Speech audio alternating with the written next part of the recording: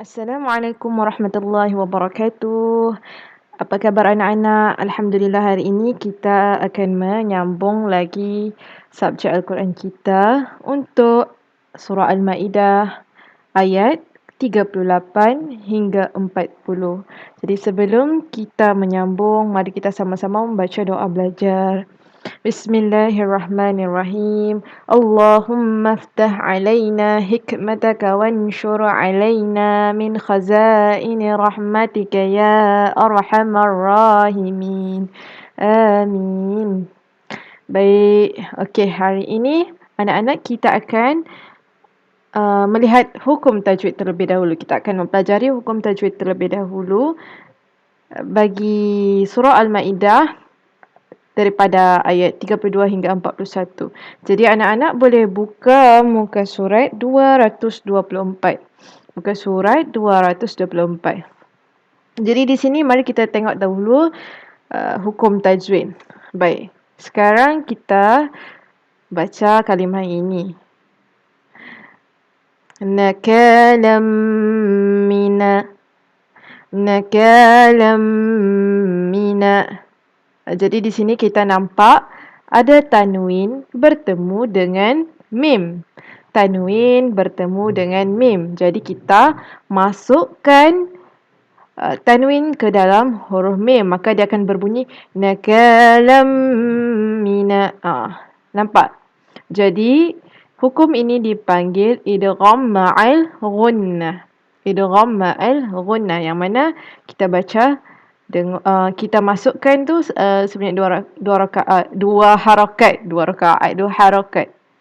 Okey, seterusnya azizun hakim. Azizun hakim. Okey, ini izhar halki. Kita tidak perlu dengungkan, kita baca zun jelas. Azizun hakim. Azizun hakim. Kemudian faman taba.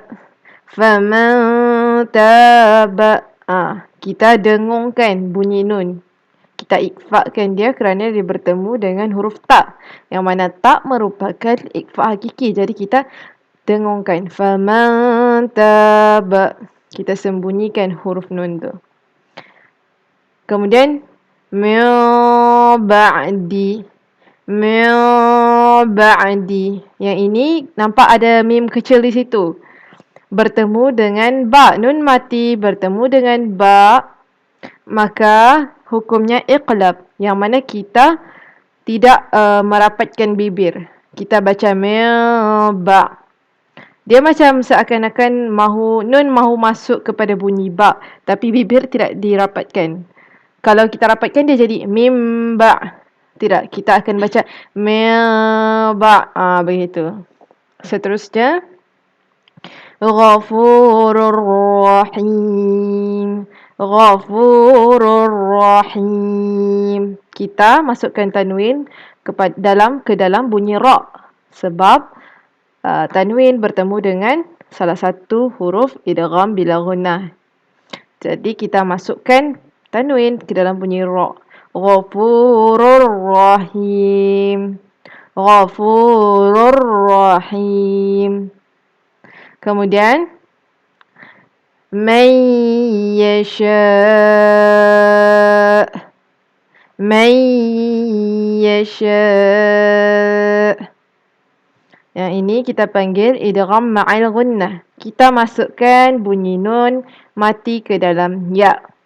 Kita masukkan bunyi nun mati ke dalam ya. Jadi man yasha'. Dia bukan man, salah. Dia may. Okey. Itu saja hukum tajwid untuk hari ini. Baik, sekarang mari kita lihat ayat kefahaman. Jadi anak-anak, hari ini kita akan melihat surah Al-Ma'idah, membaca surah Al-Ma'idah ayat 38 hingga 40. Dan tema ayat kita hari ini mengenai hukuman mencuri. Jadi dalam surah ni dia akan menceritakan mengenai hukuman mencuri. Jadi tanpa membuang masa lagi, mari ikut Ustazah membaca. أعوذ بالله من الشيطان الرجيم. بسم الله الرحمن الرحيم. والسارق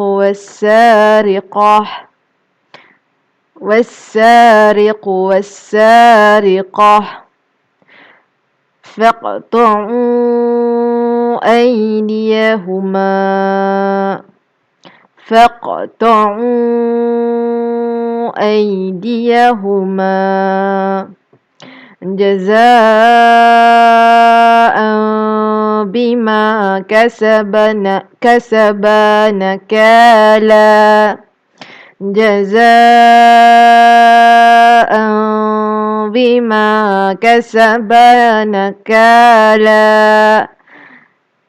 بما كسبا نكالا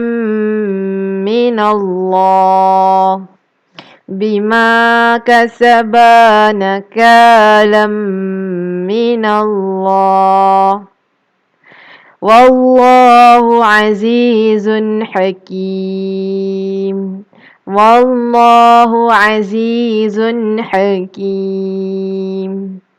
فمن تاب من بعد ظلمه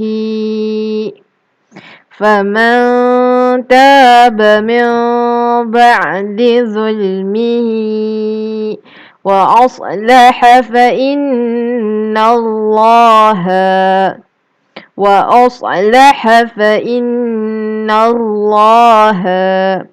يتوب عليه إن الله غفور رحيم.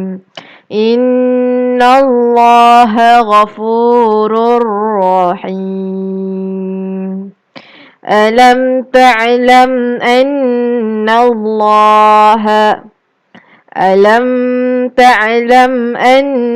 الله له ملك السماوات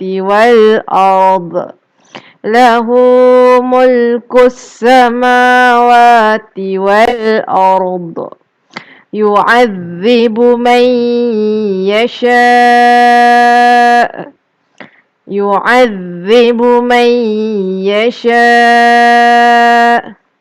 ويغفر لمن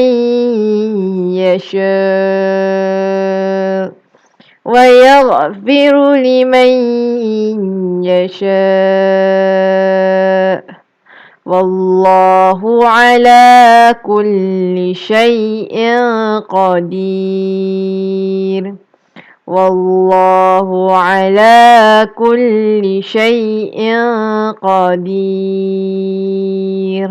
Sadaqallahul azim.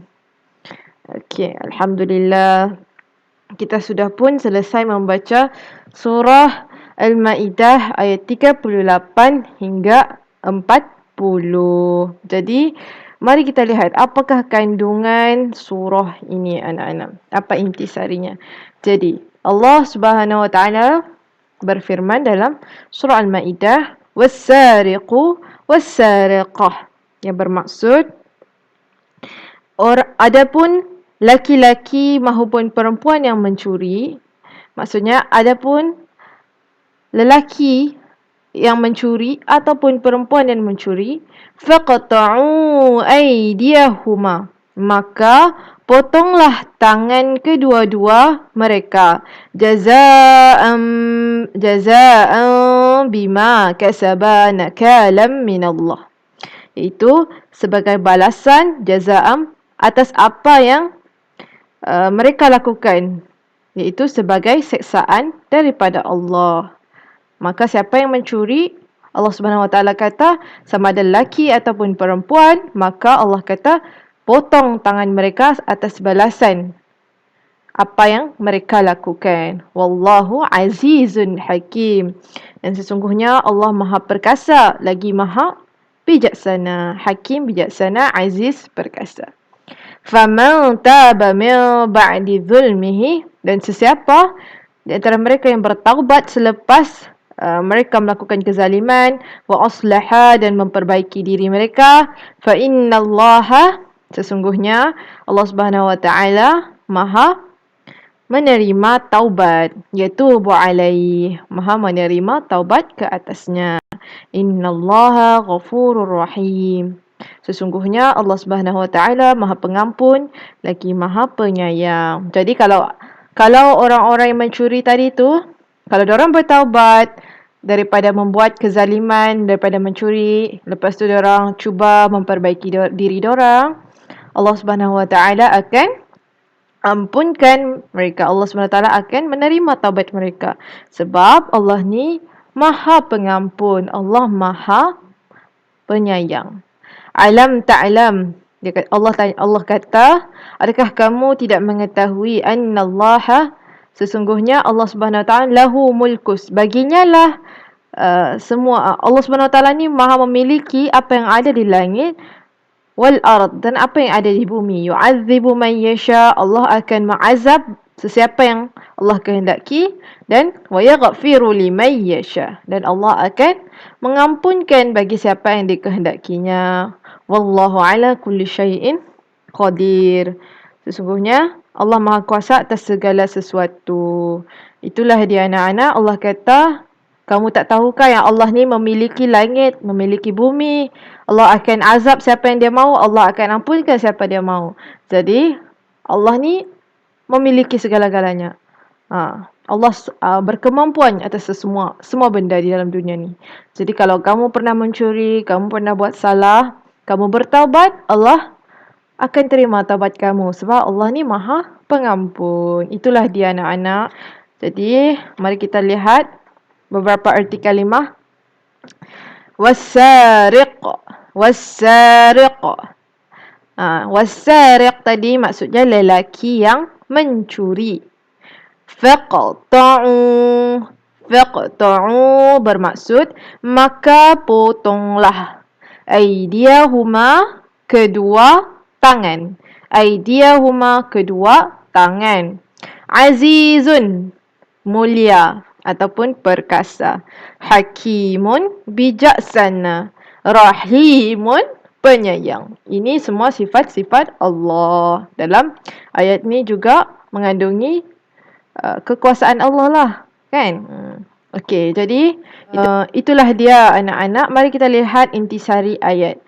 Jadi, apakah intisari ayat ini? Ia mengenai hukuman mencuri ialah dipotong tangan sebagai satu balasan. Betul lah? Kan tadi kita sudah baca. Sesiapa yang bertaubat sesudah dia melakukan kejahatan, maka sesungguhnya Allah Subhanahu Wa Taala menerima taubatnya. Kerana Allah Subhanahu Wa Taala Maha Pengampun lagi Maha Mengasihani. Allah Subhanahu Wa Taala berhak menyiksa sesiapa yang dikehendaki, menghimpunkan sesiapa yang dikehendaki, dan Allah Maha berkuasa atas tiap-tiap sesuatu. Saya rasa dia salah tulis ni. Mengampunkan. Okey. Pengajaran ayat. Jadi apakah pengajaran ayat di atas? Pertama, kita kena memperbanyakkan membaca ayat Al-Quran. Kerana ia dapat menjadi panduan dalam kehidupan. Betul lah. Macam tadi kan, kita dapat mengetahui kalau orang yang mencuri sama ada lelaki dan perempuan, apa hukuman yang Allah akan bagi supaya diorang ni diampunkan, iaitu potong tangannya. Lepas tu setiap perbuatan akan menerima balasan sama ada di dunia atau di akhirat. Betul? Jadi apapun yang kita buat di dunia ni, semuanya akan ada balasan. Kamu buat baik, kamu dapat pahala. Kamu buat jahat, kamu dapat dosa, dan dosa tu nanti akan diazab lah di akhirat nanti. Allah Subhanahu Wa Taala Maha Adil lagi Maha Bijaksana. Betul lah, Allah adil dengan manusia. Orang buat jahat, Allah balas. Orang buat baik pun Allah balas. Jadi Allah tu adil. Okey anak-anak, saya harap anak-anak dapat memahami sedikitlah kandungan daripada surah Al-Ma'idah ayat 38 hingga 40 dan dapat mengambil iktibar daripada surah ini, iaitu jangan melakukan perbuatan yang boleh mendapat azab, iaitu dengan menjauhkan diri daripada perbuatan-perbuatan mencuri inilah.